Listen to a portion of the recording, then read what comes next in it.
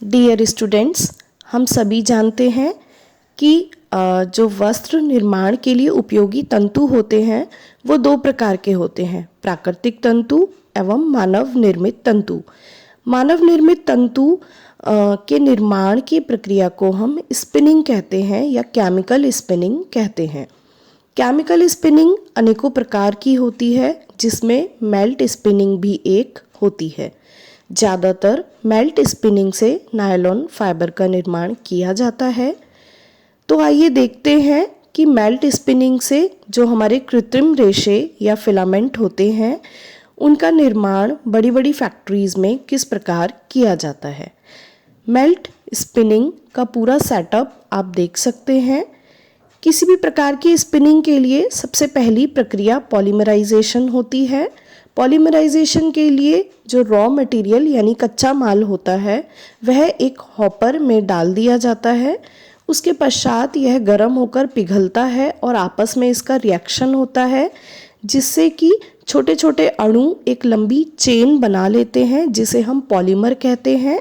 और यही पॉलीमर हमारे फिलामेंट होते हैं, मतलब छोटे छोटे अणुओं की लंबी लंबी चेन को ही हम कृत्रिम तंतुओं के रूप में जानते हैं। ये पिघला हुआ पॉलीमर हमारा पिघला हुआ रॉ मटेरियल हमारा आगे बढ़ता है और पॉलीमराइजेशन की यूनिट में जाता है। यहाँ पर हमारा पॉलीमराइजेशन प्रोसेस कंप्लीट होता है। साथ ही यह जो लिक्विड पॉलीमराइजेशन में बनता है इसको हम छान लेते हैं, और यदि इसमें रंग मिलाना होता है तो इसी समय इसमें रंग भी मिला दिया जाता है, जिससे हमारे रंगीन फाइबर्स ही निकलते हैं। फाइबर्स एक छलनी नुमा डिवाइस या यंत्र, जिसे हम स्पिनरिट कहते हैं, उसके माध्यम से बाहर निकलते हैं। इस स्पिनरिट में से जैसे ही हमारा फाइबर या फिलामेंट बाहर आता है उसको ठंडी हवा के चैम्बर में डालकर ठोस करना अति आवश्यक है, वरना ये सभी पिघले हुए फाइबर्स एक दूसरे से चिपक कर खराब हो जाएंगे।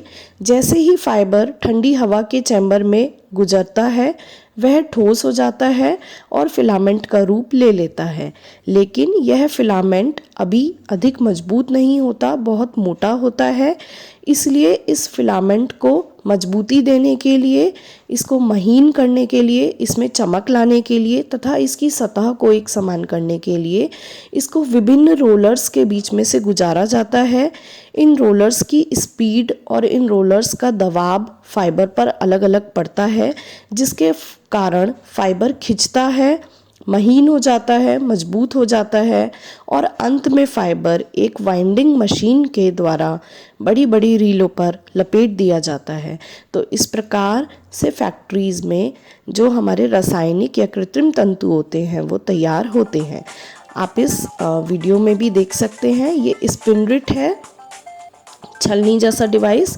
इसमें से फाइबर्स निकलते हैं और ये बहुत छोटी सी फाइबर मेकिंग यूनिट है, जिसमें हम देख सकते हैं कि रोलर्स के बीच में फाइबर को गुजार कर इसकी ड्राइंग की जा रही है। ड्राइंग मतलब फाइबर्स को खींचना, और उसके पश्चात ये फाइबर्स या ये फिलामेंट्स बड़ी बड़ी रीलों में लपेट दिए जाएंगे।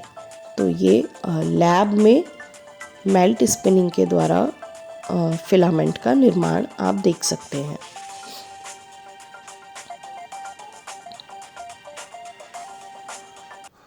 यह एक बड़ी फिलामेंट निर्माण की फैक्ट्री है। इसमें आप देख सकते हैं स्पिनरिट में से बहुत महीन छिद्र होते हैं, जिनमें से हमारे फिलामेंट बाहर आते हैं।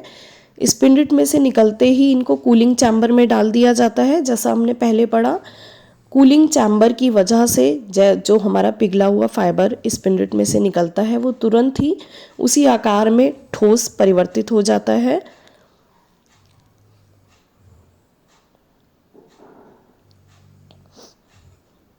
अब इस फाइबर को आगे की प्रोसेस के लिए तैयार करना है।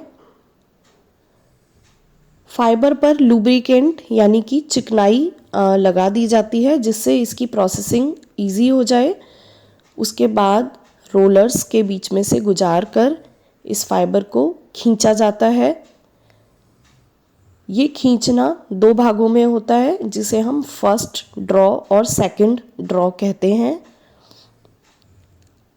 फाइबर को खींचने के बाद यदि उन फाइबर्स से यान बनाना है तो हम दो या दो से अधिक या और अधिक फाइबर्स को आपस में ट्विस्ट कर कर या एंटेंगल करके यान का निर्माण कर लेता है।